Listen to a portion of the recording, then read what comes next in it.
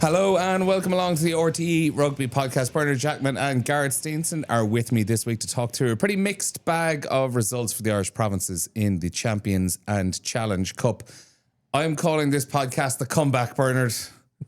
We are well aware there have been some audio issues over the last few weeks, and we've taken a bit of a battering in the comments, but hopefully all of those are behind us. We've put in a good bit of work over the last few days. We found what the issues are, and in podcasting terms, this is the first day of the rest of our lives. We're gonna get through this. Good to be back. Yeah, no, I do apologise if the audio experience was a bit uncomfortable over the last few weeks, but we're pretty certain we have it sorted out. So we're back as of today. Gareth Steenson also on the line with us this morning. Gareth, how are you? Keeping busy at the moment? Thank you. All good, thank you very much. Keeping busy at the moment in terms of coaching. What have you got on your plate at the moment? Keeping busy, yeah. Down with the Irish girls. We're getting ourselves sorted again. Looking forward into a Six Nations program. Lots of schools rugby going on at the minute, and a bit of travelling and talking about the game that we're about to talk about. So, so it's great to be out and about and back in with you guys as well. Absolutely. Speaking of schools, you were on schools cup draw duty the other night, weren't you, Bernard? 6 draws for Did you give out a peace prize? Yeah, I haven't got criticised for any. I think it was very fair and open draw. But no, there's six draws for all the different competitions: girls, boys, junior, senior, development, and I suppose the most prestigious one, the Leinster schools senior cup draw. Had no big, I suppose, head-to-heads in round one. It's an open draw for every round. Yeah. Probably the draw of the round would be Clongo's, St. Mary's. St. Mary's are right, this year. But in general, the big dogs, Turniers, the Michaels, the Black Rocks, avoid each other. So, yeah, everyone's happy enough. Good stuff. We'll get into it, I suppose, because we do have plenty to get through. As I said, a mixed week of results. Pool 2 in the Champions Cup, Munster beaten 40-14 by Bath at the Rec. A horrendous opening 20 minutes for Munster, 28-0 down, and even more frustratingly, there were plenty of chances to actually come away from that game with 1 or even 2 bonus points at the very least. Pool 3, Leinster, beat Harlequins 45-28 at Aviva Stadium. Bit of a mixed bag for Leinster in that, but ultimately got the job done pretty comfortably in the Challenge Cup. Ulster absolutely battered Racing 92, 61 points to 7. That game was only 14-7 to Ulster at half-time. Racing packed it in after the break. And then the weekend was capped off by an incredibly disappointing defeat for Connacht. 21-0 up and cruising against the Ospreys just before half-time, only to lose 24-21. Before we get into the games themselves, I'd like to start on a broader conversation about the game as a whole, fellas, because there were interesting comments from Johnny Sexton a couple of weeks ago about the kicking and the kick-escort clampdown over the last year or so, and interesting comments from Ross Byrne on Monday also. He spoke about how it's been a negative impact on the game and a step backwards. He says, unfortunately, I think it's how it's changed how everybody plays. Everybody knows the stats because of the new rules. Whoever kicks the ball is most likely to get it back. And he even went on to point out about how he wonders our team's going to start employing second rows out on the wing, not just in a second rows taking a position up on the wing, but actually converting big forwards out onto to wider channels. So that was Ross Byrne, his Gloucester side are taking on Munster this week. And Munster's senior coach, Mike Prendergast, was also asked for his thoughts on how the game is played. He spoke in massive detail about it yesterday. I think his full answer was somewhere in the region of about 1,000 or 1,100 words. But here's just a little taste of what his feelings are at the moment. You know, the game for me is it's becoming quite long. I would feel very, very strongly about it, to be honest with you. I think, it was probably something that when the rules were being changed, that they probably felt that it would help the attacking aspect of it. For me, it's actually gone the other way around. There's so many stoppages through it, and there is knock-ons in the air. That's a reality. Teams are looking to, or what we're looking at is teams are looking to tap the ball back. Knock-ons can happen there, or it becomes a bit of a shit fight for that ball without, I suppose, putting it in best terms. So I think, when you had the escorts, I suppose, as their roles, it did statistically stop teams kicking more, and with more, ball in play. I look at the games this year. There hasn't been many standout games, if I'm honest. A lot of games the trend has been going that way. The ball in play seems to be lower. So it's something that I would quit as an attack coach. Obviously, in the game, I love to watch and see is movement. And I think as spectators, I think that's what people want to see as well. So hopefully it's something that we see changed quite soon. Bernard, is the game better or worse for the way it has gone in the last 12 months since the kick escorting has been ruled out? So first of all, I massively respect Mike and his opinion, and he's a deep thinker in the game, and he's a brilliant coach. I think unfortunately, for whatever reason, your prerogative on this is, if you're currently coaching, is how it suits your team. Is influenced by that, and I don't think at the moment it suits Munster. This because they have become a very good structured team. So when they are secure possession, they have an attacking philosophy and shapes that can ask questions of the opposition. So they like certainty of possession. So I would have said previous to this rule, they, like a lot of other teams, treated contestables kicked to you like a set piece. You're more than likely going to get it back because the jumper was so well protected by the escort, and so hence if you're not part of that escort, you can be going to other parts of the field to take your position to create attacking shape that can ask questions of the defence. So Munster, for whatever reason, Irish teams for whatever reason at the moment are really struggling in the air, and it's normally we tend to be ahead of the curve. So a law is about to be changed, a law is changed, and we are the kind of the early benefactors of that. We're the early influencers of that in terms of how we see it. We don't seem to have found any real joy out of this law change, and I think Mike, I actually think the fact that he's saying there hasn't been good games and it's the game is stop-start, I actually don't think that's exclusively down to this area that he's focusing on. I think it's actually, if you look at what's happening in the game in general, the defensive ruck is more of a, as Mike would say, shit fight than it ever was. So counter rucking, coaching around the referee, so hands off, roll away, etc. So that's actually slowing down the ruck ball, which is making it harder for attacks. But just let's focus on the high kicks. And Ross Byrne has obviously spoke out about it as well. Yeah, for sure it's changed. I remember, so Felix Jones was very much involved in this law change with World Rugby.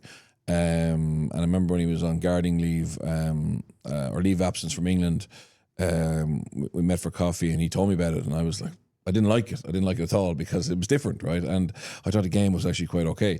But he explained to me that they felt that basically they want to create more opportunities for transition, for unstructured play, and this effectively will. And also they want, and I was surprised they wanted this, but they want these athletes, going for a ball in the air, 1v1, a proper contest, and to reward brilliant athleticism and the skill set that we see in rugby league in Australia, we see in Australian rules, these brilliant athletes who are able to go and fetch. And, I don't know if you've seen some of the clips from Saracens. They have a young kid, Noah Kauri, who's only 19.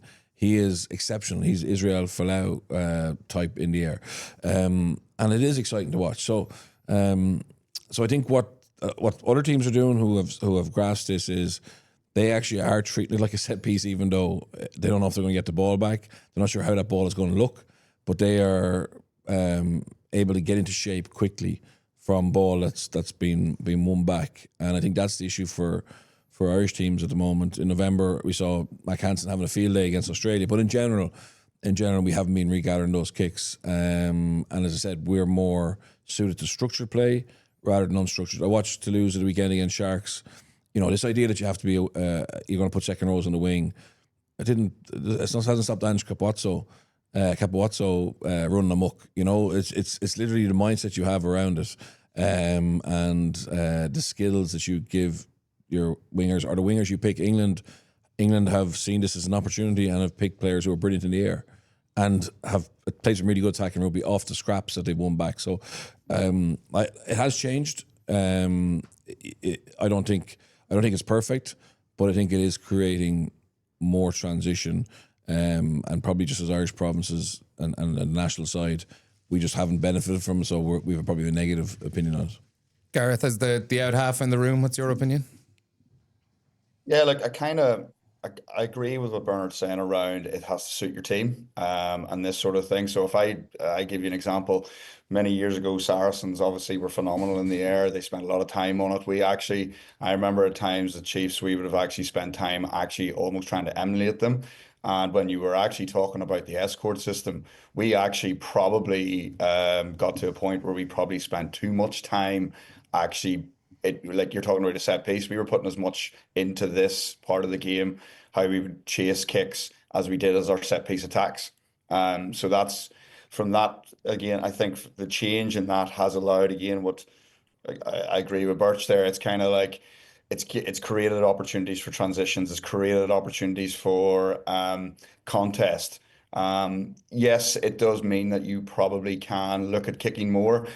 But traditionally, again, if you look again, like what the Irish teams tend to be, like Munster, Ulster, they're all very, very good with their structured plays. They're all very good at being quite detailed in what they do. Sometimes it can be detailed up to 7, 8 phases at a time. Whereas this kind of creates a little bit of chaos. How the ball actually comes back, it might be on the floor. It's about picking up scraps. So it will suit other teams. It'll suit like for in the French game, it obviously will suit. They're a lot big. They've got a lot big guys. They kick the ball a long way. They've probably got, like we're talking about second rows. Some of the wingers are the size of second rows anyway. So I like again, it's just another rule that it suits certain teams as such. And I do feel for what Mike's saying as well, because after watching the game that they played at the weekend, Bath obviously had identified, and in those conditions as well, Bath had identified an opportunity to go after Munster in the air when they didn't kick the ball off the field. So and they kept it very simple in the way they played. So I think it's something that can be used as a real attacking weapon. For me, kicking is an attacking weapon. It's never a defensive thing.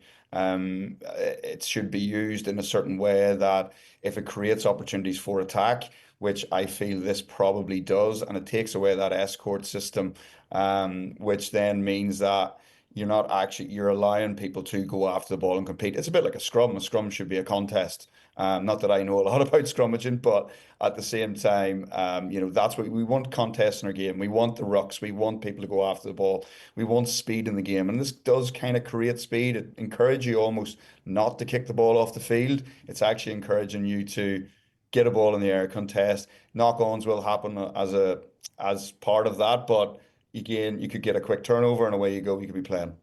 Just don't forget what the game was like before this change. I'm trying. I spent yesterday evening actually trying to remember. Yeah, I'll tell you what it was like. You play to an edge, okay. You get slowed down. You play a pod of 9 to create a ruck on the 15. Okay, you put your caterpillar ruck in. You get 3 players down the blind side. You get everybody else on ready to go chase. You put up a kick. The opposition create an escort, so the catcher is fairly safe, but it's actually quite hard to bounce into really good. If the kick is good, the defensive line are set. So often what happened was the opposition created a ruck with a caterpillar to put it back. So it wasn't beautiful to watch either the way it was. It just gave you a little bit more security on the fact that if teams kicked onto you, probably had the ball back. And if they overkicked it, if it went in field, that opened up counter-attack opportunities. But if the kick was good, if you had Ben Spencer playing against you, like Munster had the other night, the reality was you're only probably kicking that ball back to them anyway. Mm-hmm. So what this has done is it's broken the game up a little bit more. I think as well, like if you're Munster at the moment, or if you're Ireland playing South Africa, you don't want anything. You don't want to increase the amount of knock-ons in the game, because you don't want to be facing scrums. So, but again, if you're a team who have a great scrum, you see that as a weapon rather than a weakness. So, I can see completely why at the moment, Munster wouldn't be mad about this rule. But my understanding is that these rules are in for the World Cup. Mm-hmm. So either I suppose evolve or keep giving out about it, but the game isn't going to. My understanding is the game isn't going to change. We might have some interpretation change, but my understanding is that these are the rules now, that we're going to have till the World Cup.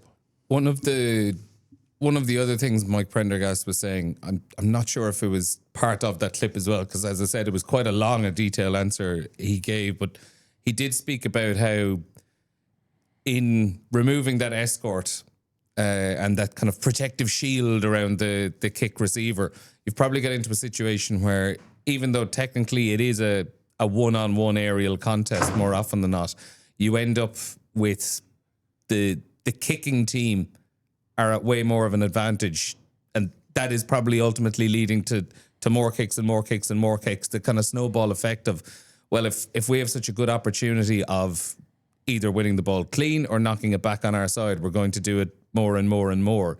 Do you see that point of it? No. I totally see his point. I'm not. Jesus. Or maybe the question should be like, is it weighted too much in favor now of the kicking team?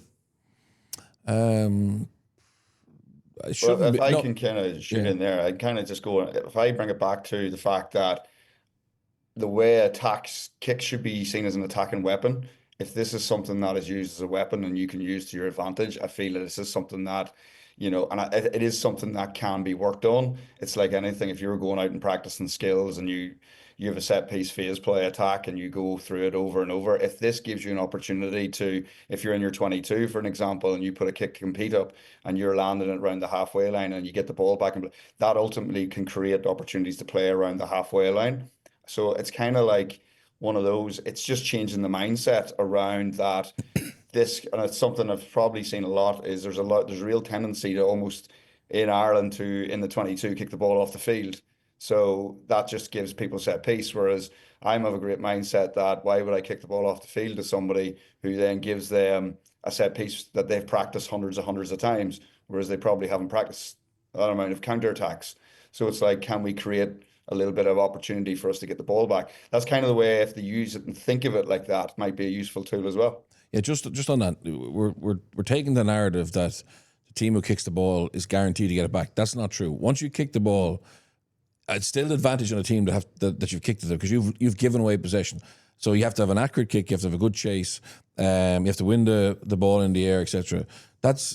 We're taking the mindset that the team that the ball's being kicked to have no chance here. They still have the better chance. They have normally shorter the run to go catch it, and they have a chance to then go and hurt. They don't have possession, so it's this idea that it depends if you want possession or don't want possession, and how much possession you want. If you saw the stats the second half against Munster, our bat, Munster had loads of possession. It was like 60-something possession in territory. Amazing, but like no scores on the board. So it's just this mindset. Like I think we're losing the run of ourselves here in saying, obviously, the team who kick it now have a better chance of getting it back if it's contestable, but there's still a contest.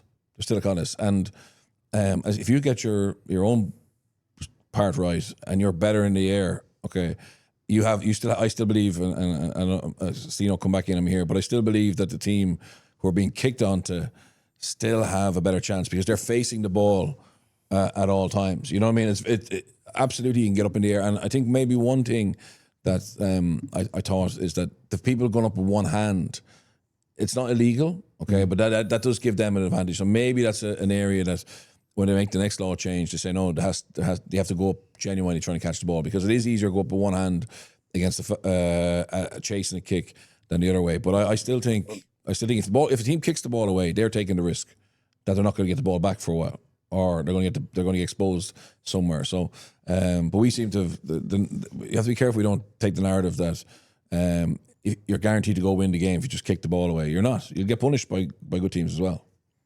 The other thing as well, you're just kind of saying, if you wanted to try and change the narrative a little bit, it's a bit like whenever you're going for a try scoring pass or something and someone slaps the ball down. Well, it's a little bit like if you're going up to catch the ball and you don't generally make a genuine attempt to catch the ball and you knock it on, that could be a penalty against you. So that might just change the thought process of, because I know that whenever you're talking about this type of thing, there's a real narrative. If you're chasing kicks, it's to get up on someone's face, it's to try and make a distraction, it's literally to try and put your hand up in the air. Effectively, you could nearly say it's a deliberate knock on if you were to go up with one hand to try and just slap the ball in, because you're not actually trying to catch it, but you are trying to tap it back to your team. So it could be that risk adverse that if you're going up for it and you knock it forward, it could just be a penalty off you.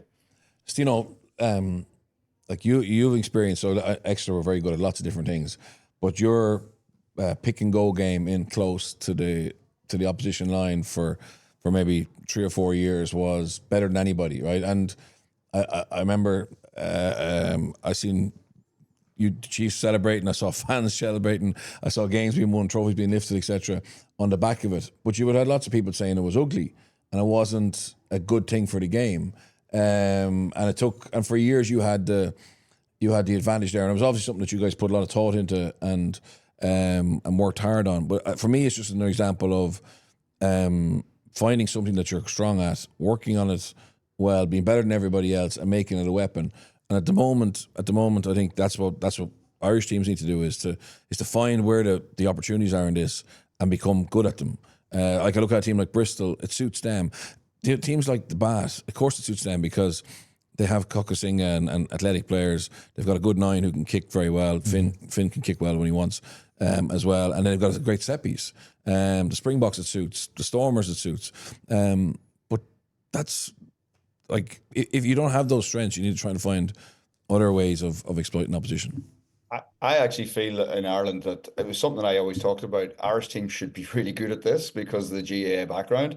And I know that's something I've said before. I've seen it massively with the girls' game, that GAA background around kicking and actually getting up on the ball and catching high balls. So I do think there's plenty of athletes around here who actually, it should suit the style of game that we have here. So yeah, I do think if used right and used in the right tempo and talked about in the right way, it can be something that would be a super strength for Irish rugby. Out of curiosity, Gareth, from coaching the women's game, has this, don't say law change, more law interpretation, has that had as much of an effect on the women's game as it has the men's game? Like, are there just in general, are there as many contestable kicks in the women's game, or is it more of a long and on situation? So I don't think it's the same sort of rules for the women's game. I think it's a slightly different thing. It's probably something I've noticed. Yes, it's the same rules, obviously, but from a women's point of view, doesn't tend to be as many kick competes. So kicking long is a good option because what we've found is a lot of teams will either run the ball back or don't kick it very far back. So actually, if I give you an example around our World Cup strategies around kicking the ball long to France as an example, finding the land, it also means that it puts pressure on the opposition. We can get a lot of speed on the floor from a defensive point of view.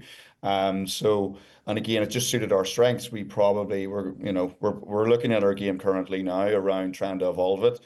We probably need to work a little bit more on kick competing, especially for our 9s, 10s, just having a thought process around it. But again, it's still relatively new in that space. I suppose if you looked at the way England played the game, they probably had a couple of 9s who could box kick relatively well. So, but again, it's about finding what works for your team. And I think for us, we're especially with the Irish girls at the minute, we're definitely looking at evolving to bring that kick compete in because we want to be a team that has a little bit of multifaceted and we can do different things.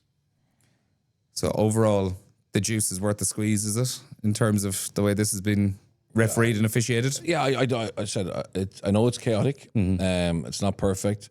It does create some scrums when the ball's knocked on, but I think the rewards will get better and better as teams evolve, and it will create more high tempo transition, broken field play, and that's what it was created for. It also will create better one-on-one contests in the air. Like the reason I was skeptical about it was I thought we'd have a load of clashes in the air and someone coming down their head. That actually hasn't happened as much. People are when two people are genuinely chasing the ball, they're banging off each other, all right, but they seem to be coming down reasonably safely. And I also think that it's about evolving. I watched Georgia Japan in November, and Georgia aren't very good in the air, so they, instead of kicking to contest, they kick to hit. So instead of kicking 20, 25 metres, they kick 25 metres, 35 metres, and caught the Japanese player as he caught it, smashed him with a winger, smashed him in a back row, counter-rucked, and totally took Japan out of their high-tempo game that they played against Wales and elsewhere in November against Ireland, actually. And Georgia probably should have beaten them in the end, which would have been a bit of a shock. So again, it's this ability to tactically think a little bit differently, implement something a little bit differently around your strengths. Munster, Ireland have strengths for sure, and it's about trying to see how we can harness something and be able to implement it into how we want to play rather than just. I know Mike's not complaining about it. He's just making a point, and it's a valid point. And it's but as I say, I think the challenge now is to embrace it and become better at it. Yeah, interesting to see what way it goes. I actually quite like Steena's suggestion that maybe down the line you could see a penalty or a free kick or something involved for a player just going up and trying to slap the ball down, and you have to maybe in theory make a genuine attempt to catch it with two hands. I do think that actually could clean it up. I'd be really interested to see how that works, but maybe that's one for another day. We could spend another 20 minutes on that. To the games as a whole, though, so as we mentioned, Ross Byrne and McPrendergast there, Gloucester and Munster meet at Porky Queeve on Saturday. Looking forward to getting down to that one. I was down at the South Africa game a few years ago in Porky Queeve. I think a Champions Cup game, though, will be even better. It feels a bit concerning, though, to be talking again about an Irish team, Bernard, that completely unravelled in a short period of time. And when things went against them, just seems to kind of lose their heads in the moment and just lost their composure in that opening 20 minutes. Saturday was a real humbling night for Munster. Yeah. 5 minutes in, Tadhg Beirne gets the yellow card, and by the time he gets back onto the pitch, it's 21-0. They're defending 5 metres from their own line, and within a minute or two later, it's 28-0. It's game over. Yeah, I'm quite frustrated myself because I went over there like saying it's a big ask for Munster, just based on what we saw against the Stormers, that when they come up against a team who are big and powerful and well organised, I think maybe they don't have the tools at the moment to do it, to beat them. And I think Bath are that side. I think Bath have got a brilliant squad. They're confident. They know what they're doing, and they want to take this competition seriously this year. Obviously, haven't won the Challenge Cup last year. So, and then I spoke to a couple of players and coaches on the pitch pre-game, and they talked about the fans and walking down from the hotel with them and how it just felt like I don't know, it felt like a Munster night in Europe, which it's like 4,000 Munster supporters amazing there. Support. Even just off the TV, it like there was a buzz leading up to the game. Yeah, it was amazing, and I was like, geez, Munster have a chance here, because Munster in Europe on those kind of nights or days over the last 25 years have often found 25% extra, and I thought, okay, they're going to find it tonight because it's set up to come off a loss, which historically they often bounce back with a big performance when they're written off, etc. The Johan factor, but yeah, you saw how hard it is if you don't have the tools to compete now, and I don't think they have the tools. And also, like, think about this competition in history. You've very rarely seen fairy tales in it. Like, the winners generally come from teams who've been knocking around the knockout stages for a while, or are full of international players, or higher end players of high quality quite quickly. There's very rarely a rider over shock, you know what I mean? And again, when you look at Bath, everything is kind of been building towards now putting their best foot forward in Europe. Look at their squad. I said, look at what they've won. Look at their confidence. And then Munster, new regime with a new coach, a lot of the same players. Obvious weaknesses in the front five. John Klein being having to pull out, Michael Milne being injured, etc. Totally made that even more relevant. But yeah, I think this Munster team, if you remember, end of the season they scraped to qualify for Europe. It's unusual that a team who just scrapes to qualify will then be winners. Yeah. You know, I'm not saying that they're not better than what happened the weekend, but probably Bath at the moment are the worst team that Munster could play given their deficiencies. And Gareth, I think it was a really, really odd game. And one of the other things Prendergast was saying yesterday was kind of doubly frustrating, where you obviously had that period at the start of the game, which was diabolical, 28-0 down, fastest there's ever been a bonus point try scored in the history of the Champions Cup. But for the next 60 minutes, Munster arguably dominated the game. Now, maybe Bath were comfortable in the way they were, but you look at the possession and territory and just the penalty count. I think it was 16-6 by the end. Bath conceding 16 penalties. The amount of opportunities Munster had not to come back in and win the game. I think at 28-0 down, you can probably write that off. But at the very least, they got two relatively quick tries in that first half to get up to 14 points. You had realistically 40 to 50 minutes to to just play to score 2 more tries, and at the very least you walk out of the rec, you have a bonus point, and you can say it was an awful day at the office, but look, a bit like Harlequins against Leinster, we've come away with something, we can get back on the plane and have something tangible to take away from the game. The way they just butchered so many chances was doubly frustrating in line with the first 20 minutes. Yeah, no, you're absolutely right. It's a bit difficult though, because once you're 28-0 down, or it was 28, they were 20, the bonus point was the bag after 20 minutes. I suppose they've got to change their focus a little bit. For me, whenever they started to score the couple of tries, it's actually because they didn't actually play as much. For me, they overplayed on the night. If you watch Bath, if you look at Bath's 4 tries as such in the first one, they haven't done anything for it. They went straight off the kickoff. Ben Spencer's actually put a kick compete, which we've just been talking about. He very quickly then decided, right, we're going to go after Munster's line out, and he literally just kicked the ball off the field. He kept putting it off. They kept making Munster make mistakes, and they just played in the right areas. And ultimately, within that yellow card with Tag Byrne you talked about, the game was gone. But it was as soon as they started keeping things simple. For me, they were playing a lot of rugby around their own 10-metre line and around their 22, because they were probably chasing it. And ultimately, on a night like that, those are nights where you just don't want the ball and you just want to defend. And you could see that once Bath had kind of got their scores up, they were quite comfortable to stand back. And I know there's a lot of penalties in there, but ultimately they brought Sam Underhill on then as well, and they just were able to stand in front of them, make tackles, and basically challenge Munster to come and try and play. And I can take examples when they actually move the ball to the edge and then they put little kicks along the touchline. They've got 50-22s. They got opportunities to get inside the Bath 22, but then just a little bit of inaccuracy or maybe on a set piece. And they just maybe knocked the ball on here and there, which actually plays to the strength of Bath. And the tempo of the game always suited Bath as well, the way it was kind of played. They were quite comfortable to stand in front of them, make a tackle, go to a scrum. Ben Spencer again would just knock the ball along. So, and then at the end of the game, when you're chasing things, they obviously come up with a great play where Finn Russell puts his little kick across and Ben Spencer shows a bit of magic. But yeah, a very frustrating night in terms of for Munster, I suppose, whenever they look back on it.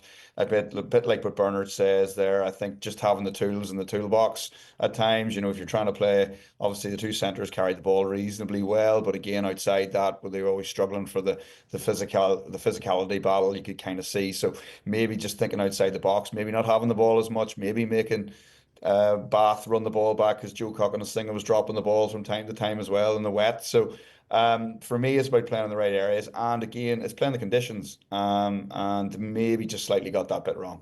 Yeah, be interesting to see how this week goes. Last point on Munster I do want to make, and maybe to finish off on a little bit of a positive. A lot of players struggled out there in that type of game.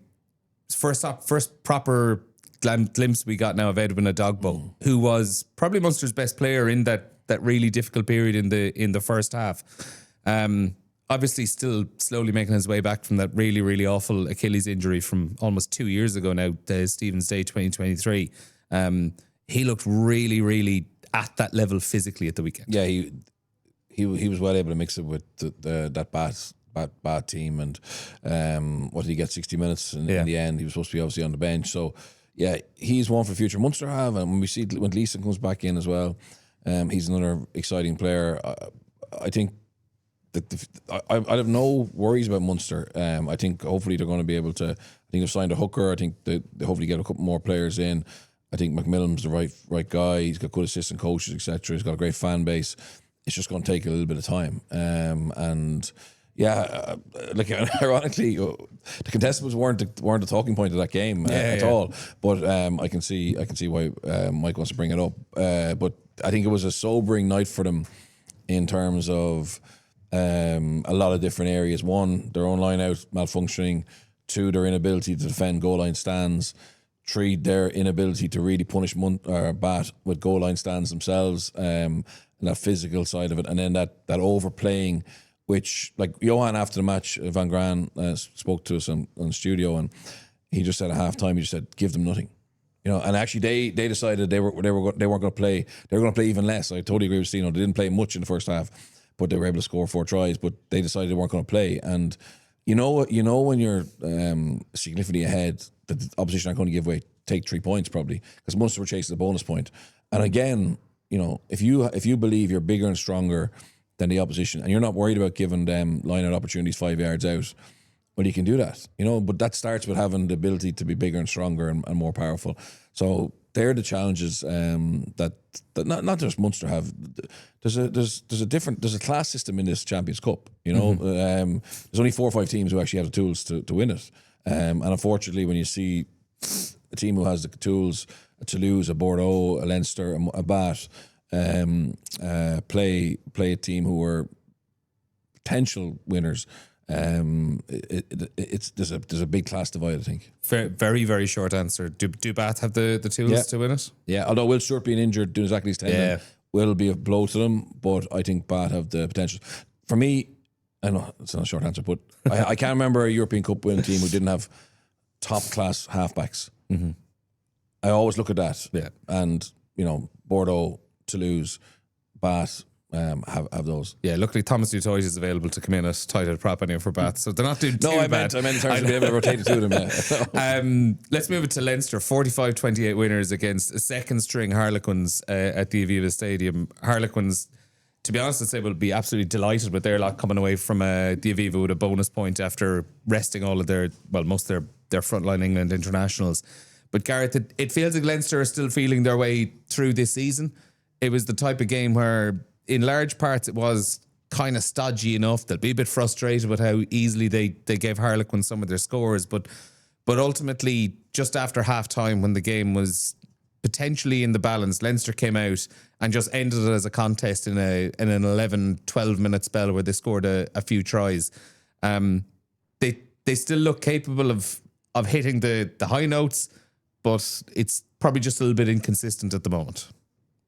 It is a bit inconsistent, but if you're inconsistent and you're scoring that amount of points and you're coming away, it's still, sometimes you just got to win. And like you said, they're still at the start of it. There's still a lot of guys getting themselves probably back out of it must be difficult coming back out of that autumn series as well. But for me, it's about winning. Winning becomes a habit.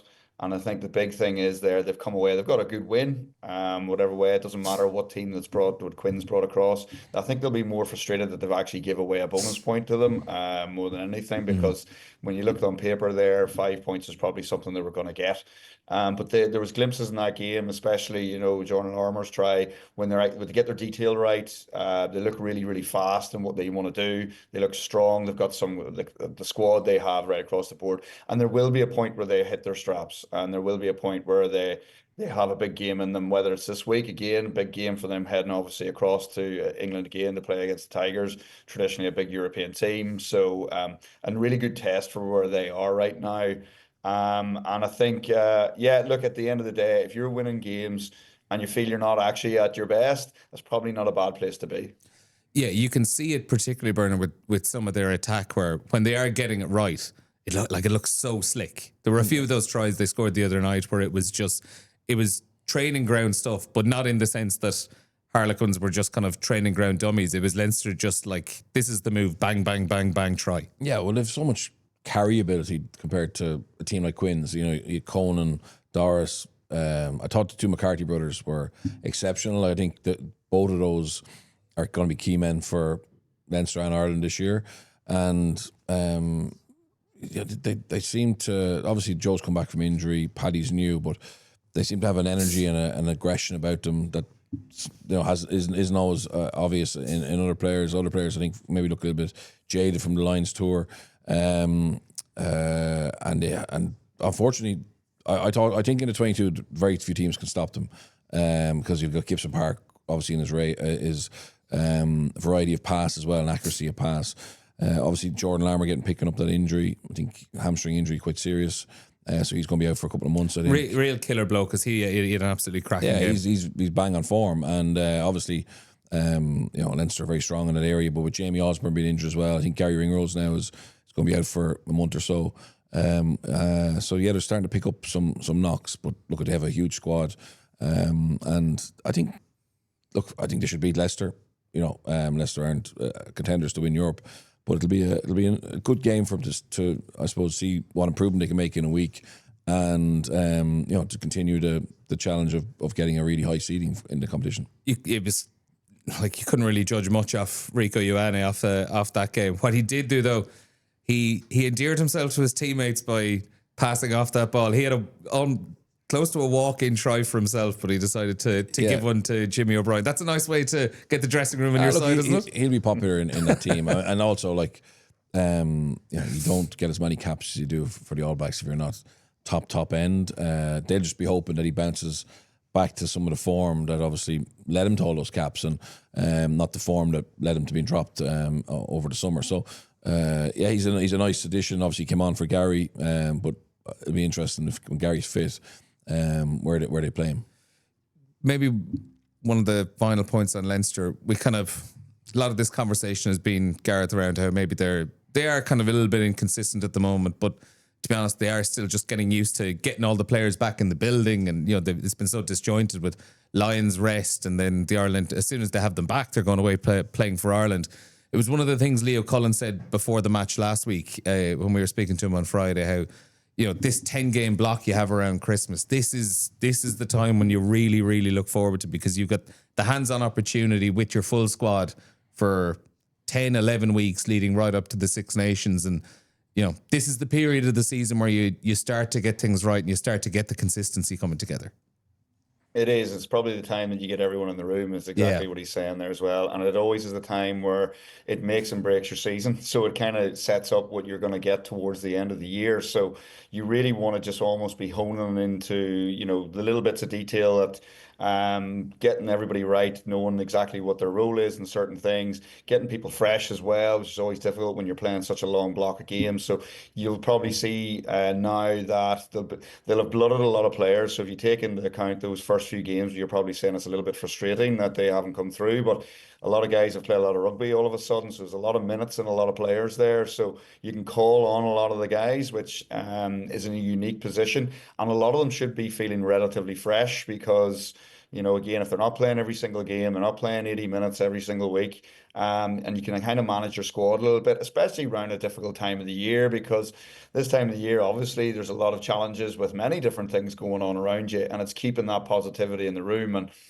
almost like saying to a fella, you might be in for a couple of weeks and then out for a couple of weeks, it makes you a little bit rejuvenated, and you maybe don't get burdened down with the slog of it. So I think Leinster are they're in a good spot. I think actually, the amount of rugby they've got in it, Sam Prendergast, now you can sort of see now he's come out the back of the autumn. He had some nice touches again at the weekend, great little cross kick as well for a try. So look, right across the board, you had Harry Byrne back in there too. So look, there's guys that they can call on required, and they've got a squad there who can do a lot of damage. And listen, I think Leinster are quietly going about their business in a very good way. Yeah, just on halfbacks, I think Harry Byrne will start on Friday night in Leicester, and the challenge for Leo and Jacques Nienaber is if you look at, obviously Caelan Doris didn't play before November, but a lot of those Leinster players played a lot of minutes in November. Even the Japan game wasn't a big rotation because Farrell wanted to get some continuity into the team, and obviously you'd imagine it'll be full strength on Friday. But then I think La Rochelle will be undermined, so they may rotate for the two Interpro games with a view to having everybody back available then for La Rochelle. So it's a 10-game block, and there's blocks within that to get continuity into your main team, but also you've got to get rest into them as well, because those lads are going to be going deep in the season and have a Six Nations to play as well. Yeah, a lot of rugby to be played. Final little points on the Challenge Cup. Ulster started the weekend in serious style, beat Racing 92 61-7, and a proper statement that they're going to give this competition a real crack, like we were expecting last week. But a very strange game, 14-7 at half time, and it looked like Ulster were kind of going through the motions a little bit. They weren't really at their best, but got a couple of early tries in the second half and just blew Racing apart after that. Andy Farrell was watching that match in Belfast. The camera was up on him a couple of times, and I dare say he'll have been taking a few notes on some players to have a little look at over a Six Nations. Among others, Zach Ward. When we were we've just been talking for 20 minutes about the role of wingers now and the style of player you want there. is he someone who kind of fits that bill physically and in terms of his skills as well? He was unbelievable on Friday night. He's been brilliant since he came back from the Sevens program, hasn't he? I remember him last year in Bordeaux, like against some of the best backs in the world, and he didn't look out of place. And I think he's added and continued added to and continued in that form. He looks so high in confidence. I think he's certainly a player that Farrell will be looking at. I also think with the injury, Keenan obviously has to still come back. Mac Hansen's injury is quite serious. You know, Stockdale may end up being a viable option at fullback for Ireland in the Six Nations if Hugo and Mac don't get back in time. Who else? I think Postlewaite. There's no doubt. He, you know, obviously not saying straight away, but big physical players are now at a premium in the game, and he is someone who catches the eye. I like the way Ulster attack. It's interesting. We're saying that you can't play phase attack, or it's hard to play phase attack, but in every game this season, Ulster have managed to find opportunities to implement how they want to play for long periods. I heard I saw a stat that Racing, no professional team in any of the major leagues have conceded as many tries after 5 phases as Racing this year, whatever. So I think one of Ulster's messages going into the game was, you know, let's play high phase, and eventually opportunities will open up. And they didn't open up in the first half as much as they would have liked, but at the end, Racing were punch drunk. The Racing were disasters in terms of their ability to stay in the game. But I would credit Ulster for asking lots of questions of them and wearing them down. Yeah, and putting the foot on the throat. And Steno, we mentioned a couple of players there. I know you were at the match as well. Any other names we've missed out there? Obviously, Angus Bell came on and had a proper impact off the bench as well. Good to see him up and running. Yeah, he did. It was actually on the way to the game. I think Ulster were sitting hoping that they were going to get to play their multi-phase game because it was torrential rain leading into the game and actually half an hour before. But yes, I agree completely with what Bernard saying there around the style of rugby they're playing. It's very, very high tempo. I think player of the match, Dave McCann, put in a good shift as well. He actually, put his hand up. And then Nick Timley's going about his business really well. They've got some real quality in around that back line. But the big thing the forwards, what I was really impressed with was their ability to actually go to the line as a forward pack, and actually when their ball handling skills, they looked so comfortable in the ball. They looked so comfortable. Like, I know Racing maybe weren't at their best and they didn't have their strongest side out, but you can only play what's in front of you. And at the times, Ulster were very quick to transition. They were very quick to reload, get set, and they were very clear, and they knew that what they were trying to do around their detail. And I think the way they were ability to go with the line, pick the right option from time to time, but have the muscle to back it up whenever it was required. So I thought Jack Murphy, to be fair, it was only I think his 19th game in the pro game. Was very good. You can see him growing throughout the game now. He had some mistakes in there, simple mistakes that, missed kicks to touch off, penalties, but you can see the growth. And this is the thing I think with Ulster at the minute. You can actually see them getting better with every game they play. You can actually see them understanding what Mark Sexton's trying to implement. And they're becoming quite a very, very dangerous weapon, especially with the back three they have Rob Balakoom, like you talked about, the other two fellas, Jacob Stockdale and Zach. But again, it's about creating those opportunities to get the ball into those spaces. And with the forward pack, the way they're playing at the minute, they're getting a bit stronger set piece. So they're becoming a bit dangerous. And I think this competition is going to really be good for Ulster. I think it's something they can get their teeth into. European rugby, it doesn't matter if it's obviously you want to be playing the top competition, but if you can go and have a good run, get some knockout games under your belt, whether they go the whole way or not, it's going to be great for the growth of that squad. And finally then, Connacht. Geez, where to start on that? 21-0 up, lose 24-21 against the Ospreys in Bridgend. Such a strange game. I was watching on Sunday afternoon, evening, and for the first 20 minutes, they were so dominant. It was like watching a senior and a junior team playing against each other. And really, really interesting. One of the rare examples of the Ospreys get a yellow card to Garen Phillips in the front row. And one of the rare examples of a front row getting an absolute hiding in a scrum. A yellow card is shown, a player comes on, and just changes the picture completely. All of a sudden, they started picking up a couple of scrum penalties, and the momentum of the match just completely shifted. Yeah, I heard Mark Jones, the Ospreys coach, speak after the game, and he said they realised that Garen was getting he was on the wrong side of the referee, and they were going to make that change anyway. But before they could make it, he had a yellow card, so they had to make it, and that was the turning point of the game. Ospreys been able to get a little bit of scrum dominance, not concede penalties there, and they got a try just before half time, which gave them a lifeline. But there's no excuse from a Connacht point of view. No. Like if you remember a couple of years ago, Connacht blew a home quarterfinal, I think semi-final in the Challenge Cup by sending a weaker team to Newcastle in the last round, and Connacht fans still talk about it. Like this, they're still going to qualify and all that, but this may cost them, a nicer draw.